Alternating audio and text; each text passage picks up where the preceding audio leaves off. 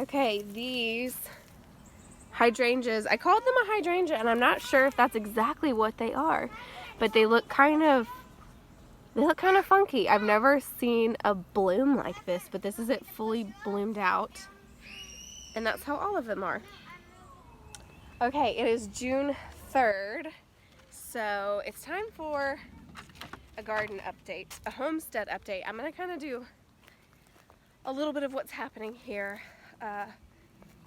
not just in the garden, but in general. But things are looking very nice. I'm gonna start all the way over in our current berry patch. A lot has changed since last month. We've decided that at the end of this season, this whole hillside all the way back to that fence line, I'm gonna move all of these trellises, and this whole hillside is gonna be apple trees and berry bushes the whole way through. And then what's currently the food garden is going to still be the food garden, and what I have to plant each year, but I'm just gonna do it a little bit smarter and maximize some space. But these are my blackberry bushes. I have 18 blackberry bushes, some in the garden, some along the fence line. Okay, and then over here, look at these! There's just so many blueberries on them already. I haven't picked any yet. I haven't seen any that are quite ripe enough to be harvested. But all of my blueberry bushes just look so happy, and I am delighted. Have a little bit of a bird problem, but we'll get there. And then the strawberries that I transplanted have a few little friends poking up here, so that's exciting. So my cucumbers, they're finally starting to climb the trellis. Now, I have not been able to get the weeds under control. Actually, I skipped something. Totally skipped something. Okay, over here, I ended up putting T-posts in along this fence line and maximizing some more space because I felt like there was some good sunshine right here that wasn't growing anything, and I wanted to grow something. So all along here, I planted cucumbers this whole way, and then I need to get some more tomato plants. I put in some very nutrient-rich soil in 3 holes right here. I have 1 tomato plant planted right here, but I added that this month. This is a tomato plant. This is a tomato plant, and I went through and tried to pull off the suckers. This is some crimson spineless okra, and as you can see, something has gotten to the leaves. So I don't think that one's gonna do too well, but at least it's fairly early enough that I could replant some seeds and see what happens. We have a bell pepper plant doing pretty good. Look at this rosemary. It's so happy, and I love it. This is my potato bucket that I decided to do. There's drainage holes in the bottom. It's looking kind of interesting. We'll see. Maybe the leaves are starting to brown just slightly. So I'm leaving it like it is until I see the leaves die back, and then I'll dump it out and see what the harvest looks like, if there's enough to harvest. But over here, my cucumber plants are finally starting to get a little longer and then start to, attempt to latch onto the trellises to start climbing. And then last year, this was the pole bean trellis. I haven't ripped these up yet. I want to give them to somebody if I can find someone that wants it. This guy might just be here to stay because he's already starting to climb. These are looking good. Tons of this clover that's coming up that I just keep pulling. Nasturtium. We went out of town for about a week, and the garden did not get watered. We might have gotten half an inch one day, but that's it. So I watered this morning, so hopefully in the next day or two things will be much perkier than they are even right now. Let's look at our loofah. So here's one loofah plant that I have hanging out right here, and then my watermelon is looking pretty happy. It's not terribly long yet. It's not growing a whole lot, but we're doing good. There's the watermelon. I've got Another watermelon over here, which is kind of swallowed in grass, but it's growing. There's that one. And then this loofah looks pretty happy. So we'll just let it keep growing. Everybody that I've talked to that has grown loofah before has said it'll look like it's doing nothing. And it'll forever and ever just kind of hang out. And you won't see much fruit, and you'll think it's not really being productive. And then at the end of the season, when you think, oh, it's done, it didn't give me anything, all the gourds will start popping out everywhere. I don't know. This is not from personal experience, but we're going to see. These little flower containers that I planted are sprouting, and I don't remember what I planted in them. This one looks super lush and happy. Watch, it's just weeds. I don't think so. It's very uniform, so I don't think so. And then this one, I have some buds, and they just really haven't done much other than that. And I found this little bird's nest, and I put it in there just because I thought it was too cute. So there's that, and then I kind of laid my bricks down. That's not level, and that's not how it's staying, but it gave me a good indication of how much space I've actually got in brick to put my pew up here. But yeah, so like that's where the church pew is going to be. And then all this up here, all the way to the house, is going to be apple trees and berry bushes. And then this whole section behind me that is currently vegetable garden is going to still be vegetable garden. Now the master plan is this. As you can see, we're like under a tree line. And this all needs to be trimmed back, like flush with the fence line. So at the end of this season, we are ripping all of the T-posts, all of the, there's a plane flying overhead, all of the tomato cages, all of the trellises. We're ripping all of it out, and there's still going to be this massive grass. But we have a neighbor who has a chip shredder, and rather than shoveling and wheelbarrowing all of our mulch, we'll work smarter, not harder. And when we cut back this tree line to give as much sunlight in the garden as possible, we're just going to throw the branches straight and the chip shredder right here and have it mulch this hillside for us. So that'll be nice. But the plan is, currently, and plans can change, the current plan is this whole vegetable garden is going to have 3 long rows of trellises. One whole row is going to be cucumbers, because we love cucumbers, mainly for making pickles and eating that throughout the year. And then a whole nother row is going to be tomatoes. And then the third row will be a combination of different things that need trellising, like pole beans, okra, goodness, what do I even have? Bell pepper, sugar snap peas. So that'll have a few different things. Oh my word, I have a volunteer tomato plant. How nice. See, well, and here's another one. Yay. Okay, so I'm going to take these 2 and I'm going to transplant them along my jute line that I just installed. There we go. All right, let's take a look at these roses. These are my Costco roses. Like, how beautiful. Isn't that lovely? I've been deadheading, as you can see, when the blooms die off. But that's so pretty. Love it. My David Austins are doing well. I have a volunteer squash or zucchini. I think that's, oh, I don't know. It could be a squash. But my David Austins are looking super happy. This one is doing pretty well climbing for me, which I'm very thankful for. And this one is the one that had this huge long branch snap off thanks to a dog. But I have now got this one up on the trellis, and it is starting to climb and look very happy. And it looks like I will have 3,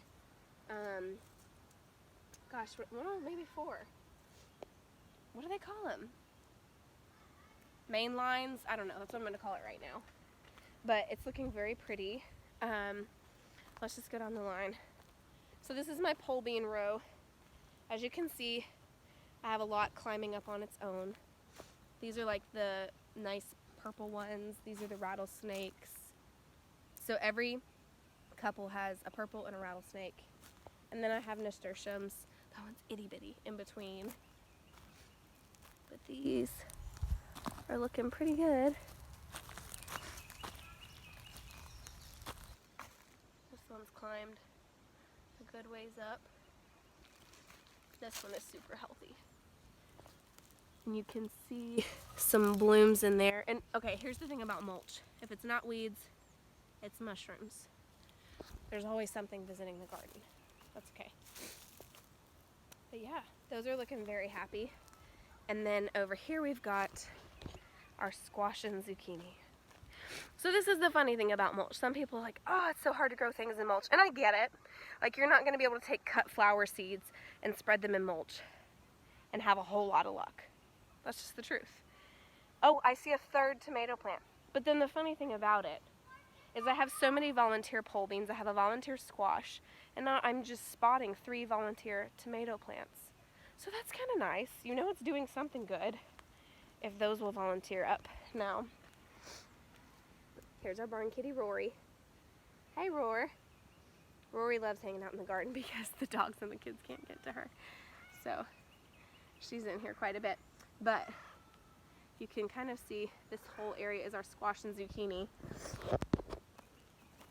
This is the squash. Nothing too big just yet. This is 2 plants, which I really could pull one of those out and give it a little bit more space. And we're entering zucchini now. Look at all these buds on the zucchini. That is so exciting. This one's nice and big. Yep, more mushrooms. And just toss in the woods. But it's okay. It means that like things are able to grow over here, of course, because you're seeing all this fungi and growth. It's just, don't want it right beside my zucchini necessarily. That doesn't offend me. It's a compliment. Clean my hand off with mulch. And then nasturtiums. I'm gonna start at the back of the tomato row just because it's where I'm at. I ran out of cages, but I need to get a cage for this one. It's looking okay. Seeing some flowers. Now this one has, let's see, right here. Got one little tomato. This one is pretty tall. It's doing very well for itself. Nasturtiums, tomatoes.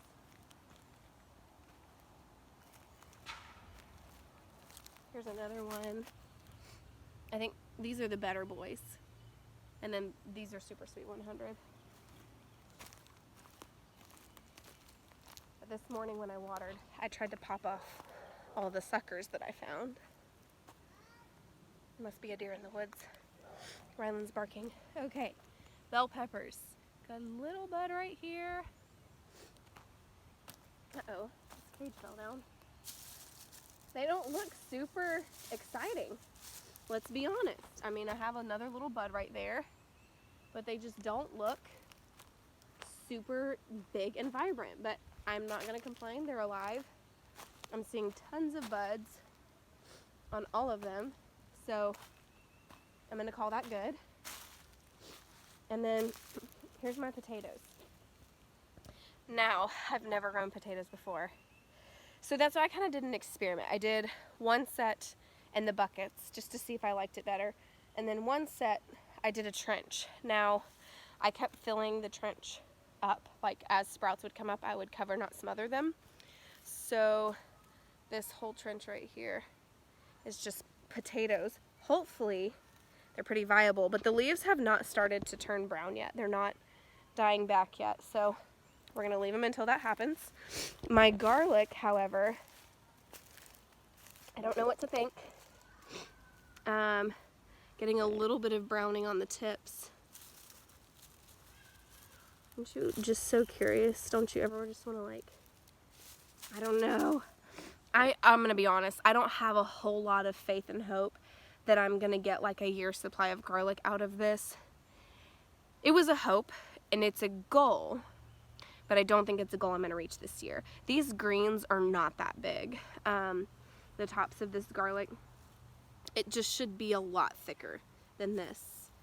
And it's not. Like, this one's healthier, but it's just not to the point where I think it's going to give me a really great harvest. Kind of the same thing with the onions, but the onions, the tips are starting to brown. But yet again, these are not very big either. And I'm not seeing them poke out at the top of the dirt, for sure. See, look, this is still just a little bulb. I don't even know if you can see that. I don't think that these are gonna do much. This is the thing about growing in mulch. It's not rich soil yet, and it's not loose. It's pretty rigid, but one day it will be. Okay, this onion is more what I would like to see on all of them, and it's got a little top to it too, but this is what I would like to see in my onions and my garlic, and the stalk is nice and thick. If they're thin like that, then you know that it just didn't bulb out. It's a good experiment, and I'm glad I did it because I'm learning. And I have learned that maybe I just want to wait until I have raised beds to do this, or wait a couple years for the soil to really look pretty before I attempt that. Okay, I mentioned that we were out of town this past week, and the last night we made a stop in Kentucky, and we stayed at a little farmhouse. And they had the most beautiful peonies, and I was this close. It wouldn't survive a transplant in like a 7-8 hour drive, but I was so close to asking the Verbo owners if they would be willing to sell me the peonies if I dug them up.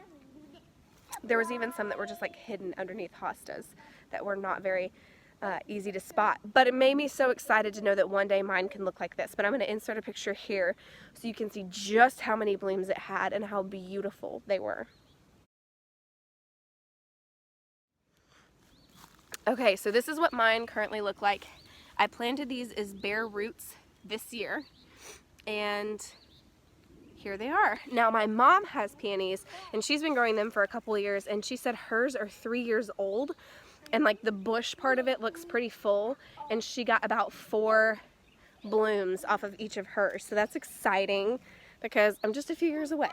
So that's encouraging. My little flower bombs coming up. This is just fun. I'm gonna have to trellis these. The ones in front of my chicken coop fell over and snapped because they got too tall for themselves. Herb garden is looking super happy.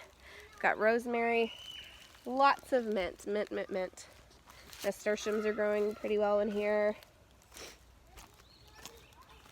Mint everywhere. And some basil in here. Some more mature than others. But this rosemary is looking so big and healthy. And this mint too, my goodness. And then the sage is not flowering anymore, but it's still alive and healthy, and I think it's going to do better in the ground. This amaranth, I'm not sure if that's a little weed sprout or if that's an amaranth sprout. We'll see. We'll give it time. But my gladiolas, look at those. All down the line. They're just coming up nicely. So those look nice and happy. All right.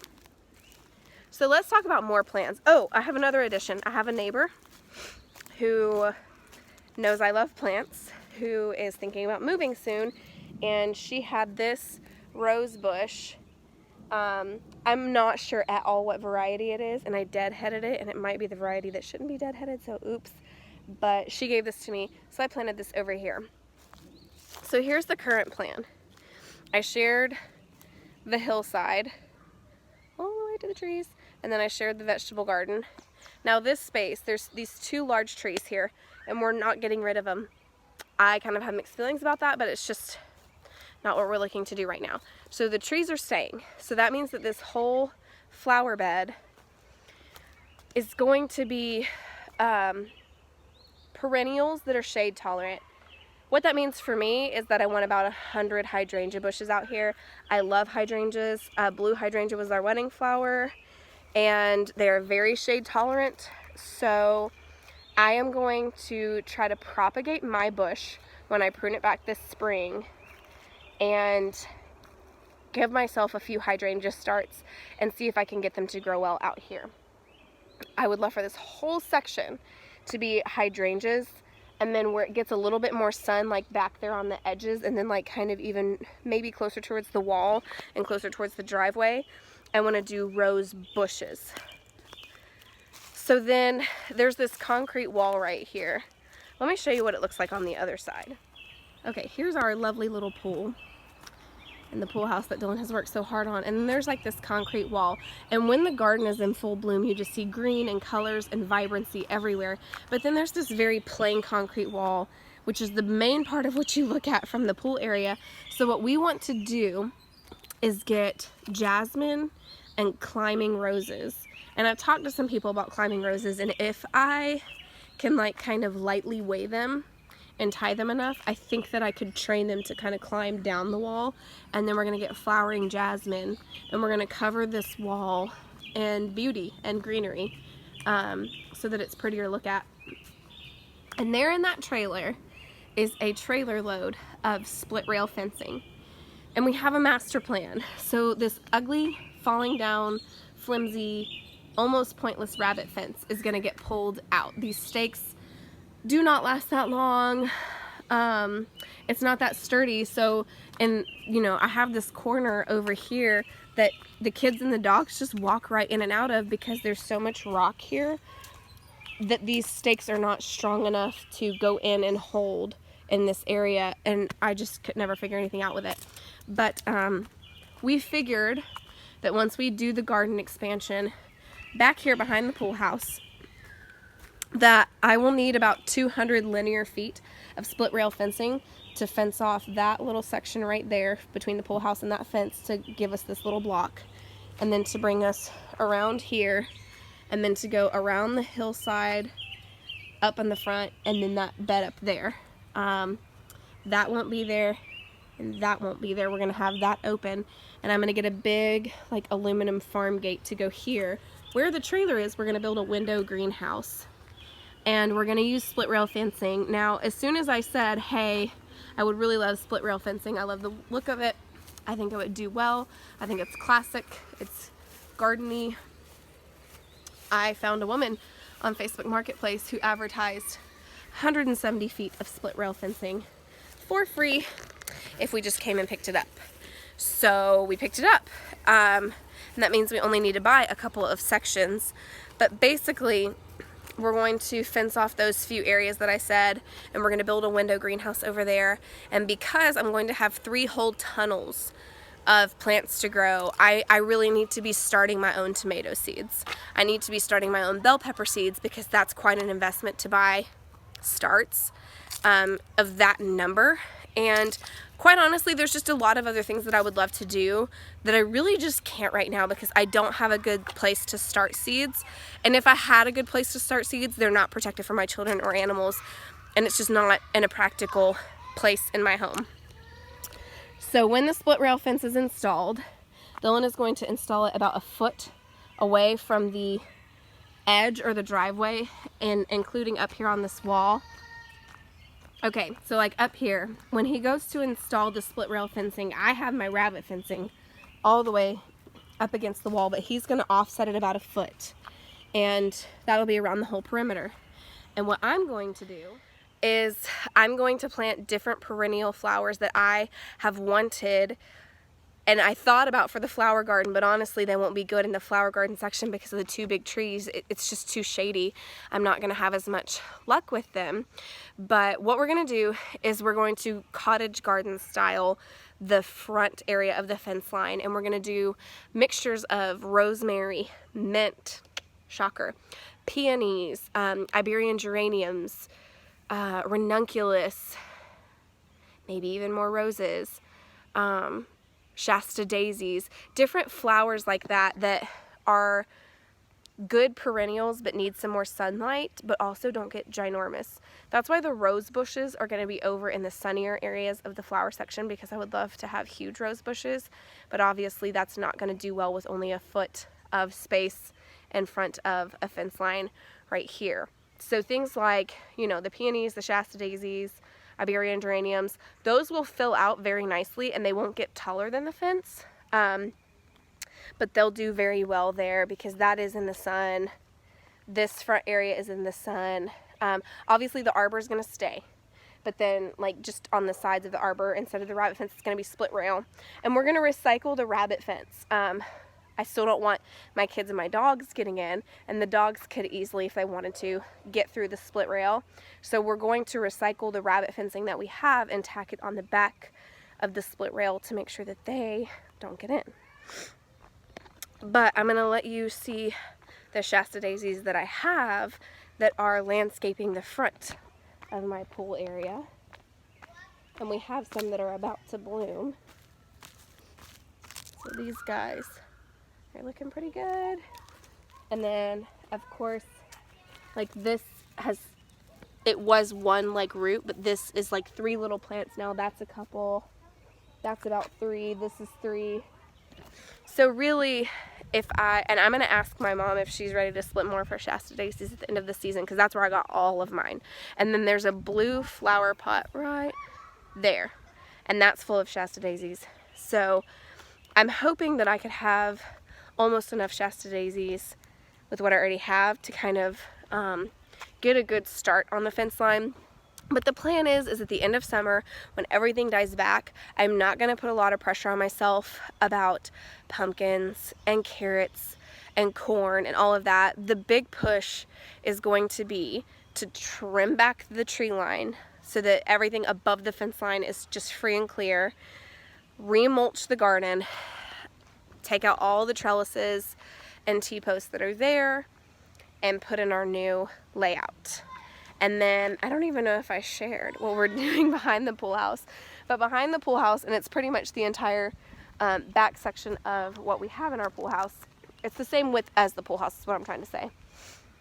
That is going to become a watermelon patch and a pumpkin patch. And then bordering the whole pool house is going to be raised beds, which are going to be full of really good, yummy dirt. That's where I'm going to empty all of my chicken coop mess and other organic material that I have that my animals are producing, like my goat droppings. But it's gonna take a lot of lumber, but along the whole fence line, bordering what will be the split rail fencing over there, and then in front of the pool house, that was kind of a crooked line with my hand, this way is going to be raised beds. And in the summer, I'm gonna do like, you know, beautiful little seedling flowers. That's another reason why we want the window greenhouses, because I would love to be able to make bouquets for myself, because I love them for myself, but also give some and then sell some bouquets to help fund my gardening habits and all the other things that we do out here. But I would love to have lots and lots and lots of yummy dirt in those raised beds so that I can grow some cut flowers from seed and enjoy them and sell a few and cover some costs. And we'll go over and see the bees for just a second. And then here's where I'm going to share that yesterday, my favorite goat, Rose, had her baby. We went out of town and we hadn't even been back home an hour. And as soon as we came home, I just threw my stuff down and I told the kids, get outside. And I let the goats out to graze, and I looked at her and I was like, I can't believe she hasn't had a baby. I can't believe she hasn't had a baby. Her udder was absolutely massive. And let them graze for a little bit. She was acting a little slow. And then we put the kids back inside to eat dinner, and I started to put the goats up. And I noticed Rose wasn't coming over to me or to eat. And I thought, well, she's not coming up to me for food. It's because something else is happening. So I caught everything on film. I finally got to watch a birth, and we have the cutest little kid. I'm going to insert all that here. All right.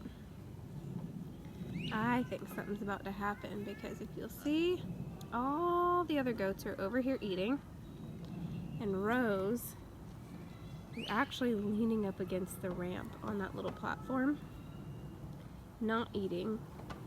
Her hip bones are super, super prominent, and I'm learning how to, you know, feel ligaments on goats. My goodness, hers are totally gone. Now I understand what it really feels like when their ligaments give out. And from here you can even see her udder. Her udder is massive, and she stomps her foot every now and then. I think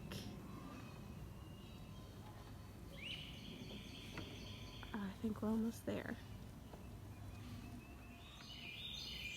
Okay, so Rose is absolutely having contractions. I've seen her push. Yeah, there you go.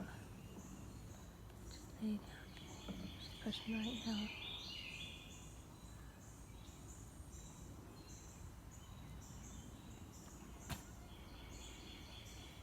That's a push.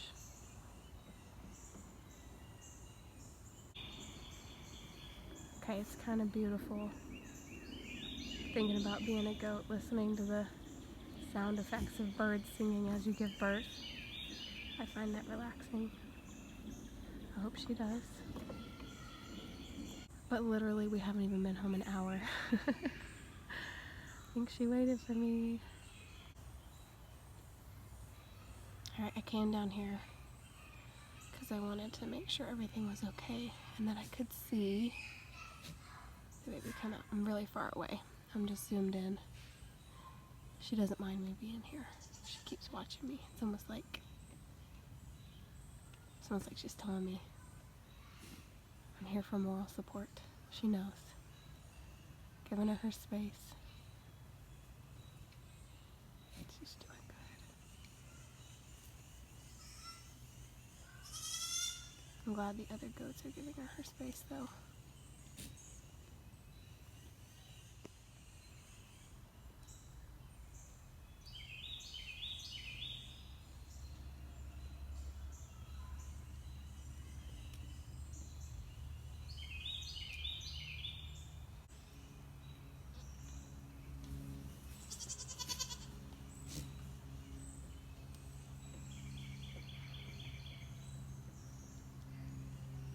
Valentino noticed.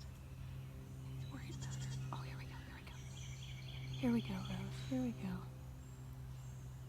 No, her water didn't break. Here we go. Is that baby in call?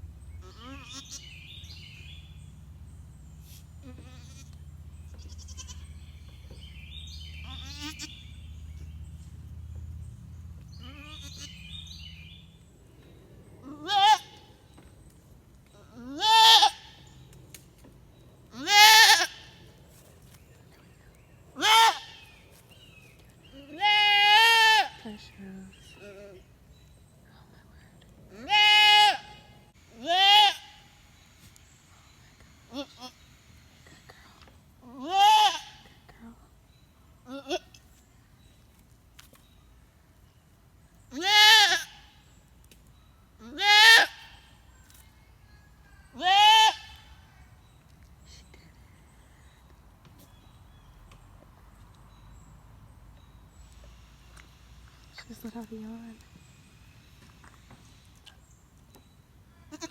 You have a baby. That's your baby, Rose. You can see it.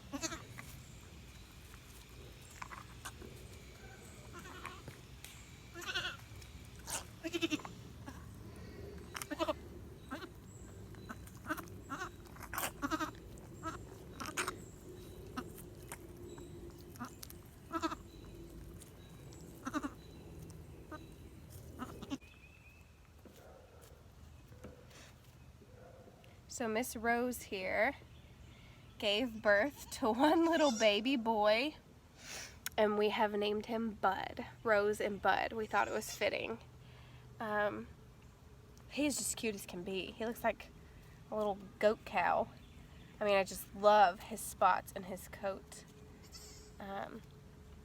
She's a first-time mama, so she's still kind of learning, so we're going to put them in this kidding stall and pen tonight together.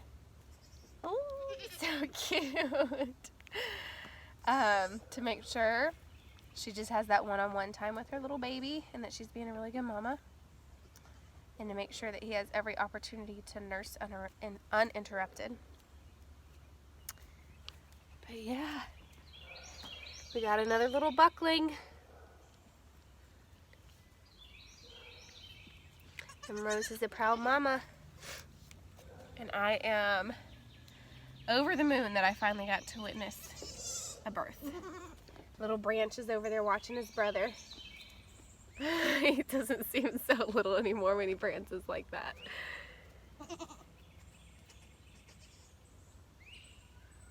Are you a sweet mama, Rose? Aw, you a sweet mama? You had a baby today, huh? That changes everything, doesn't it? You're a good girl. She's my favorite. Rose is my favorite goat. Because she's sweet and she lets me pet her like this. She's a good girl. See how they do tonight. Okay, he's precious. And now here's the bees. You can still see them coming and going. They're super happy. And I'm happy they're happy. And I'm glad that they are pollinating my garden for me. I know they're making honey. So hopefully we'll have a good harvest in a year. They're doing really well. They're here. I see them coming and going from the box. They don't bother us. We haven't, knock on wood, we haven't gotten stung yet. But yeah, we're really happy to have the bees. It's wild to me to think that 1 year ago was when I first even got mulch on that ground and started planting anything. So I'm very blessed, very thankful that it is providing as much as it is for us. Okay, the last thing that I wanted to share was my muscadine vines, which, okay, you can kind of see, you see those vines climbing this tree and that go all the way up? I did my best when they went dormant to pull them down and prune them, but like all of these green ones is growth since I have pruned. I've never pruned muscadines before. Don't know if I did it right, don't know if I did it wrong, but I was able to see a lot of little baby muscadines on them. Let me see if I can find some. Look at that. Gosh, it's hard to get in here with a camera. But there's several little clusters all throughout there.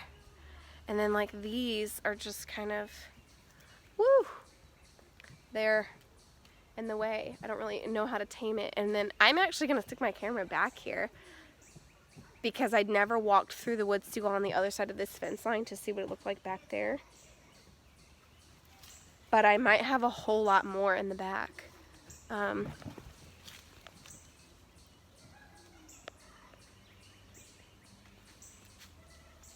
But hopefully this, like having it on the fence line, just makes it easier to manage and harvest and prune so that every year hopefully we're getting more and more. But just so you can see, like it kind of, this is the end of it. It goes all the way to that fence line.